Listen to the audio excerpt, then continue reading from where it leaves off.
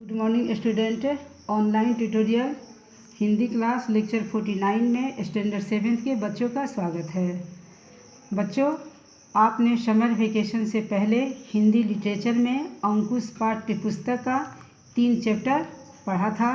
इस चैप्टर से संबंधित आपको समर वेकेशन हॉलीडे होमवर्क भी दिया गया था।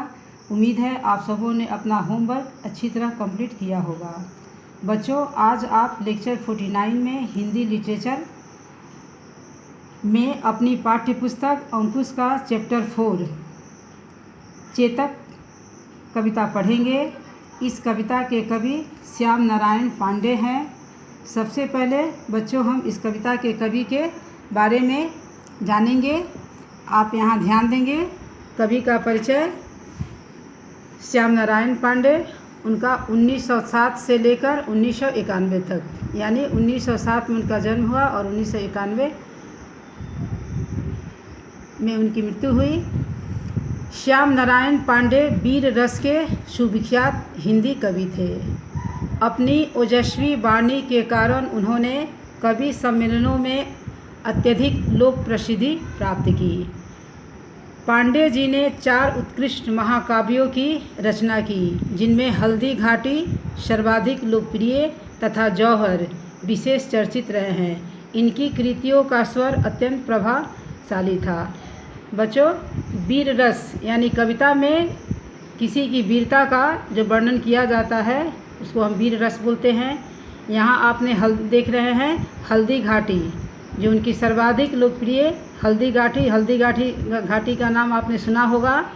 जौहर का अर्थ बच्चों आप जानते होंगे कि पुराने समय में राजा महाराजा जो होते थे, उनकी पत्नी, अगर कोई दूसरा राजा उनसे शादी करना चाहता था तो वो रानी स्वयं आग लगाकर मर जाती थी। ये जौहर कहलाता था। आपने रानी पद्मावती के बारे में आपने सुना होगा, जिन्होंने जौहर किया था।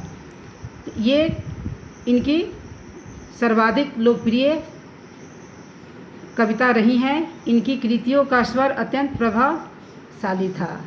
आज हम श्याम नारायण पांडे द्वारा रचित फिर एक कविता पढ़ेंगे, चेतक। यह भी वीर रस से ओतप्रोत कविता है। इसमें चेतक यानी यह राणा प्रताप के घोड़े का नाम चेतक है, उसकी वीरता का वर्णन इस कविता के माध्यम से किया गया है। इस कविता को पढ़ने से पहले बच्चों हम इस पाठ का हम पठन पूर्व बोध पढ़ेंगे। कुछ बातें इतिहास के पन्नों में दबी होती हैं। जब कोई अन्याय के विरुद्ध एवं स्वाधीनता की रक्षा के लिए संघर्ष करता है तो उसमें उसके कई सहयोगियों की भूमिका भी महत्वपूर्ण होती है। वह सहयोगी कोई पशु भी हो सकता है।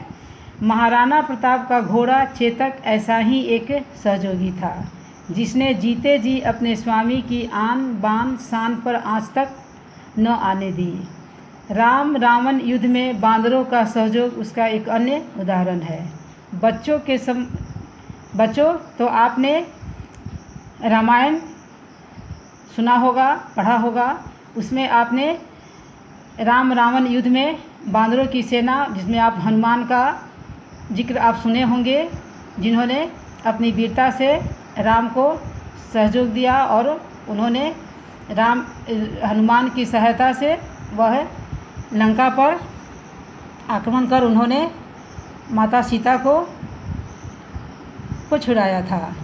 इसी प्रकार यहाँ एक पशु आप चेतक का भी घोड़ा है, चेतक एक घोड़ा है। यहाँ आप उसकी भी वीरता को पढ़ेंगे। कवि ने ऐतिहासिक पात्र राणा प्रताप के घोड़े चेतक का चित्रण किया है। इस कविता में ऐतिहासिक पात्र राणा प्रताप का नाम आपने सुना होगा। उनके घोड़े चेतक का इसमें चित्रण किया गया है, जो आकाश से बातें करता है। साधारण होते हुए भी वह घोड़ा विशिष्ट है, आज्ञाकारी है। यह कविता साहस, वीरता, निडरता एवं देश प्रेम की भावना से ओतप्रोत है। अब बच्चों आप यहाँ कविता देखेंगे। रणबीच चौकड़ी भर भर कर चेतक बन गया निराला था, राणा प्रताप के घोड़े से पड़ गया हवा का पाला था। यहाँ आप देख रहे हैं कि रणबीच यानी वह घोड़ा युद्ध भूमि के बीच छलांगे लगा लगा कर और हवा से बातें करते हुए यानी बहुत तेज़ी से वह के कारण वह घोड़ा एक निराला बन गया था। अद्भुत गिरता न कभी चेतक तन पर राणा प्रताप का कोड़ा था। वह घोड़ा ऐसा था कि कभी भी राणा प्रताप का कोड़ा यानी जो घोड़ा को मारने के लिए जो चाबुक आप कहते हैं वहीं, वो कभी राणा प्रताप ने अपने चेतक पर इसका प्रयोग नहीं किया था। वह दौड़ रहा और मस्तक पर या आसमान पर घोड़ा था। वह इतनी तेज़ी से वह घोड़ा शत्रुओं के मस्तक पर दौड़ रहा था। जो तनिक हवा से बाग हिली लेकर सवार उड़ जाता था, राणा की पुतली फिरी नहीं तब तक चेतक मुड़ जाता था। चेतक इतना फुर्तीला था कि जब तक राणा प्रताप की पुतली यानी हमारे आँखों के बीच जो के मध्य जो प्रकाश की किरणें प्रवेश करती हैं, जो काला भाग होता है उसी को हम पुतली कहते हैं, वह है जहाँ इधर उधर होती उससे पहले ही इतनी तेज़ी से घोड़ा भाग जाता था। कौशल दिखलाया चालों में, उड़ गया अचानक भालों में, निर्भीक गया वह ढालों में, सरपट दौड़ा करवालों में। वह घोड़ा अपनी चाल में इतनी निपुणता दिखाता था कि वह सभी बाधाएं पार कर, सभी मुश्किलों को पार करके वह अपने स्वामी को बचाता हुआ रणभूमि में इधर उधर दौड़ रहा था। है यही रहा अब यहाँ नहीं, वह नहीं रहा वह वहीं रहा है वहाँ नहीं। वह घोड़ा इतना तेज़ी से दौड़ता चेतक कि कभी यहाँ कभी वहाँ, कभी वहाँ, कभी यहाँ कभी वहाँ, कभी इधर उधर थी जगह न कोई जहाँ, थी जगह न कोई जहाँ नहीं, किस अरि मस्तक पर कहाँ नहीं। वह रणभूमि में ऐसा कोई जगह नहीं था जहाँ वह घोड़ा न दौड़ता हो और जहाँ शत्रुओं का मस्तक नहीं हो। बढ़ते नद सा वह लहर गया, जिस प्रकार नदियों में बढ़ती हुई नदियों में लहर आता है, ठीक उसी प्रकार वह घोड़ा भी वह बह गया फिर ठहर गया। वह उस नदी की तरह बहता फिर कभी ठहरता। विकराल ब्रज में बादल सा अरकी सेना पर घर गया।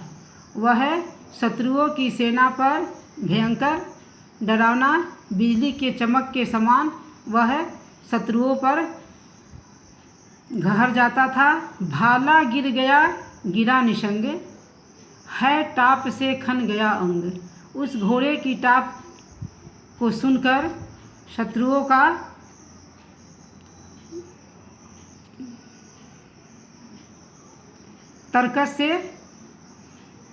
तरकस नीचे गिर जाता था। घोड़े की टाप सुनकर शत्रुओं का तरकस नीचे गिर जाता था, उनका भाला नीचे गिर जाता था। बैरी समाज रह गया दंग, शत्रु भी इस घोड़े को देखकर दंग रह जाते। घोड़े का ऐसा देख रंग, उस घोड़े का ऐसा रंग देखकर शत्रु भी दंग रह जाते थे। तो बच्चों आज आपने लेक्चर 49 में आपने चैप्टर 4 चेतक कविता पढ़ा। इसमें आपने महाराणा प्रताप के घोड़ा चेतक की साहस, वीरता और निडरता और उसकी देश प्रेम की भावना को आपने इस कविता के माध्यम से पढ़ा। आज के लिए धन्यवाद।